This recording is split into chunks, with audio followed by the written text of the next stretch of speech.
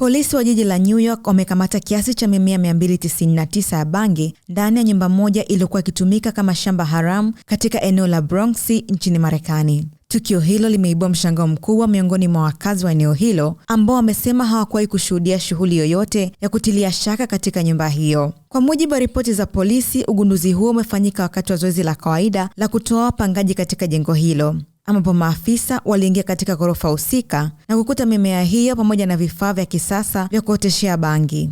Aidha, polisi wamesema ndani ya nyumba hiyo kulikuwa na mifumo maalum ya uingizaji hewa, taa za nguvu kubwa pamoja na marekebisho ya umeme yaliyofanyika kinyume cha sheria ili kuendesha shughuli hiyo bila kugundulika. Hata hivyo, hakukuwa na mtu yoyote aliyekutwa ndani ya nyumba hiyo wakati wa msako huo, na hadi sasa hakuna aliyekamatwa, hali inayofanya uchunguzi kuendelea ili kubaini wahusika wa shughuli hiyo. Polisi wamesema wanaendelea kufuatilia kwa karibu mtandao unaoweza kuwa nyuma kilimo hicho haramu cha bangi katika eneo hilo. Majirani wamesema tukio hilo limekuwa la kushangaza, wakieleza kuwa jengo hilo lilionekana la kawaida kabisa na likuwahi kuashiria uwepo wa shughuli haramu ndani yake. Polisi wameomba msaada wa wananchi kutoa taarifa zitakazowezesha kusaidia kuwabaini waliohusika.